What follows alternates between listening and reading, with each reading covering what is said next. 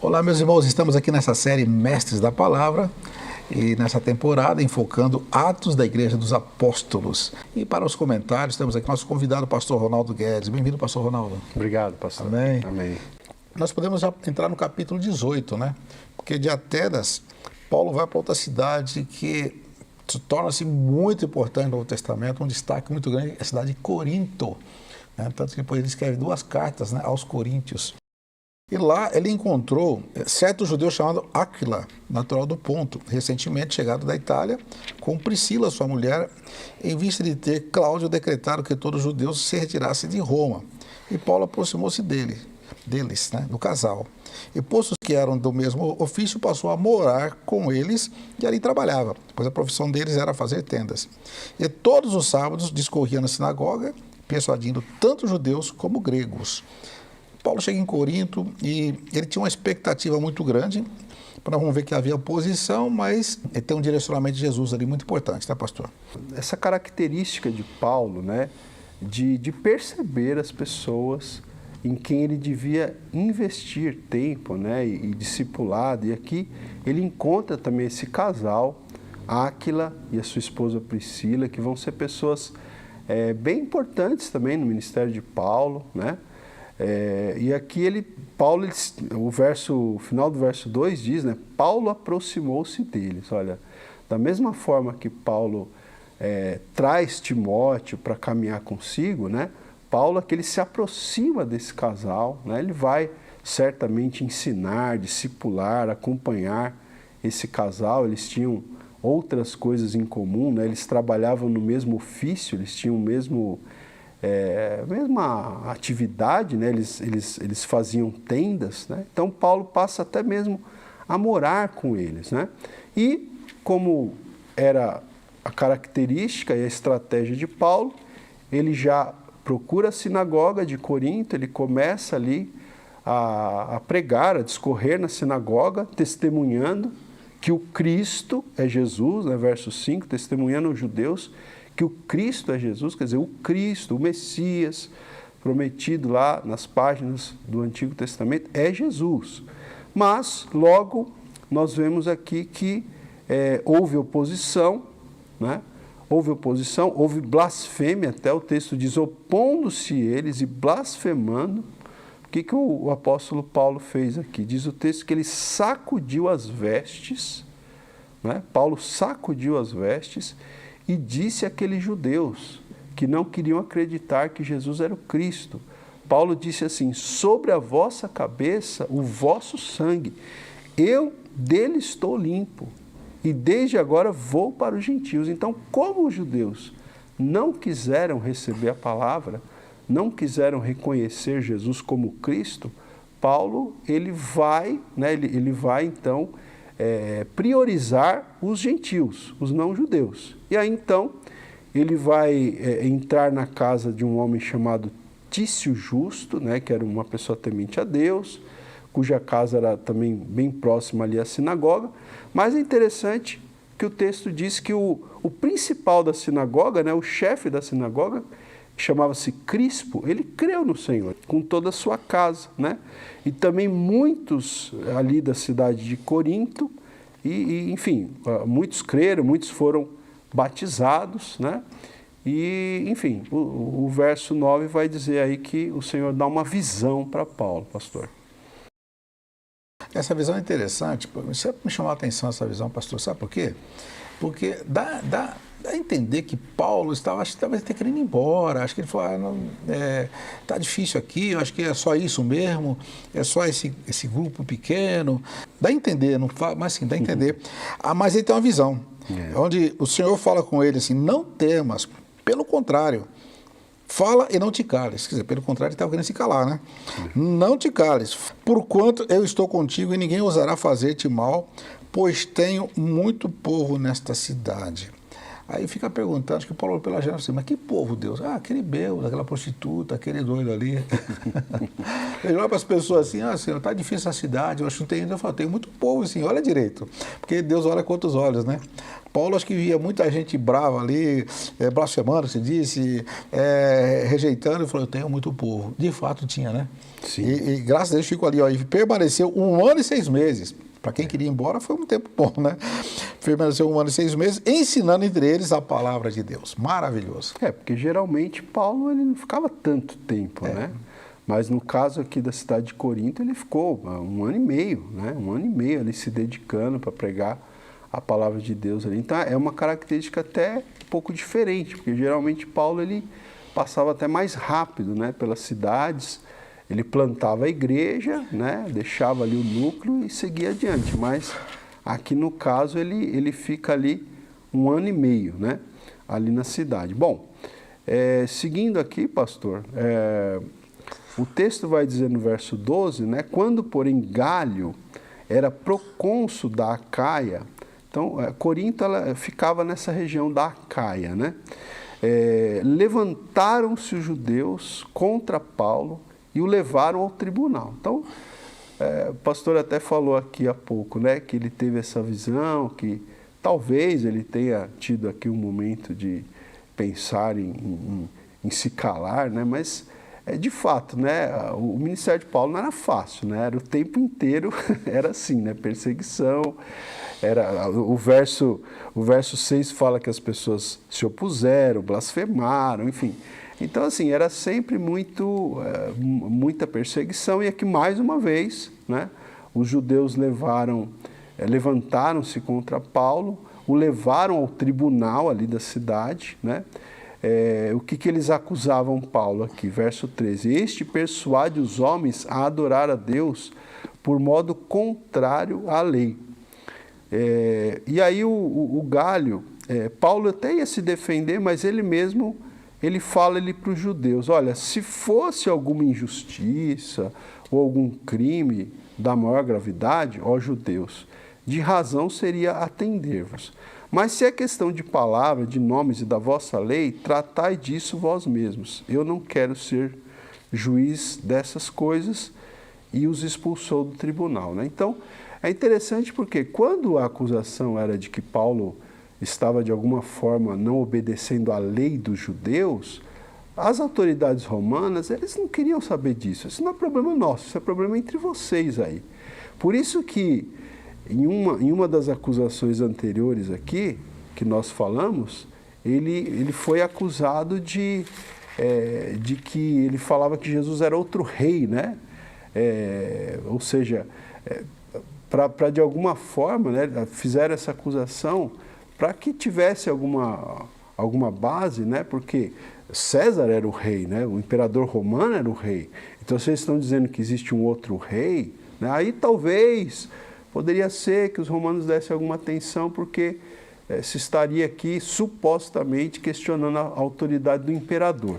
Mas quando era questão deles, dos judeus, da lei de Moisés, esses procuradores, essas autoridades romanas muitas vezes não davam atenção, como foi o caso aqui, né? E, enfim, teve ali ainda um tumulto, né? Mas seguiu aqui a viagem de Paulo. Muito bom. Seguindo, pastor, nós temos aqui o final da segunda viagem missionária, tá? E ficou ali muitos dias, mas ele depois teve que seguir, né, pastor? Seguiu para a Síria, levando em sua companhia Priscila e Áquila. E aqui tem uma informação interessante que tem a ver com a cultura judaica de Paulo, né?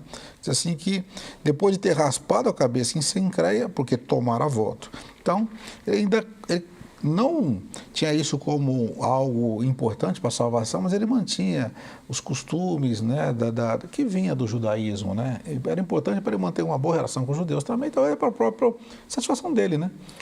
Uma coisa que a gente tem que entender é isso, que Paulo, ele se converteu ao Senhor Jesus, mas ele não deixou de ser judeu. Ele era judeu. Né? Ele tinha as tradições do seu povo. Então aqui, ele de fato, diz aqui, né, que ele raspou a cabeça em Cencreia, porque tomara voto, né? Como o pastor Misael bem disse, Paulo tinha, óbvio, consciência de que a salvação dele não dependia de cumprir esses votos, de seguir essas tradições, né, da lei, da cultura judaica, mas ele não deixava de ser um judeu. E como o senhor falou também, isso poderia ser também uma forma de ele abrir as portas para encontrar, né, espaço para falar, para conexão, né?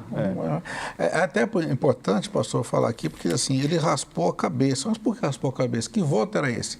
Vamos lá para o livro de Levítico, vamos encontrar então o voto do Nazireu. Isso. Ele ficava um período sem cortar o cabelo e quando terminava esse período do voto, aí eles tinham que cortar até raspar. Então, é o que Paulo fez. Então, quando ele raspou, já tinham, assim, tomaram a voto, quer dizer, tinha acabado o voto dele e agora chegou a hora de cortar o cabelo. Então, aqui aconteceu isso. Ele tinha raspado a cabeça lá em Sencreia porque tinha tomado o voto. Aí eles vão para Éfeso. E Éfeso que está na Ásia Menor, né, pastor? Então, eles vão para lá e já entra na sinagoga e pregando aos judeus, tá? Interessante, né? É interessante aqui também, pastor, que quando Paulo ele sai, né, de Corinto, lembre-se que quando ele chega em Corinto, ele conheceu Áquila e Priscila, né, conforme a gente já falou lá no verso 2. E quando eles chegam aqui na cidade de Éfeso, que era uma cidade muito importante, muito estratégica, né, Paulo ele deixa Priscila e Áquila em Éfeso, né, ele até prega, como o pastor falou ali, no verso 19, diz que ele entrou na sinagoga e pregava, a ponto de, o verso 20 diz, rogando-lhes eles que permanecesse ali mais algum tempo, mas Paulo não fica. Mas ele deixa em Éfeso Áquila e Priscila. No entanto, ele se compromete. Verso 21 ele fala, mas despedindo-se, disse, se Deus quiser, voltarei para vós outros. E embarcando, partiu de Éfeso. Então a gente sabe, né, pastor, que aqui a gente está no final da segunda viagem missionária. Mas, adiantando um pouquinho aí, cenas dos próximos capítulos, na terceira viagem missionária, Paulo vai voltar para Éfeso, ele vai cumprir aqui esse compromisso que ele faz, ele volta para Éfeso e ele vai passar 3 anos em Éfeso, né? Ele vai passar até mais tempo em Éfeso do que ele passou em Corinto. E vai estabelecer uma igreja muito abençoada ali na cidade de Éfeso, né? Para a qual depois também ele vai escrever uma epístola importantíssima, uma carta que a gente tem aí no Novo Testamento, pastor. O roteiro de Paulo aqui, ele passa por vários lugares, que cita aqui de passagem, né? Ele chegou em Cesareia, desembarcou, depois subiu para Jerusalém, saudou a igreja, quer dizer, então ele ficou um pouco tempo em Jerusalém e desceu para Antioquia. Havendo passado ali algum tempo, ele saiu atravessando sucessivamente a região da Galácia e Frígia, confirmando todos os discípulos. Então, consolidando a igreja, né, mais uma vez consolidando os discípulos que ele já tinha feito nas viagens anteriores ou nos períodos anteriores. E a partir daí, então, vai nesse final aqui do capítulo 18,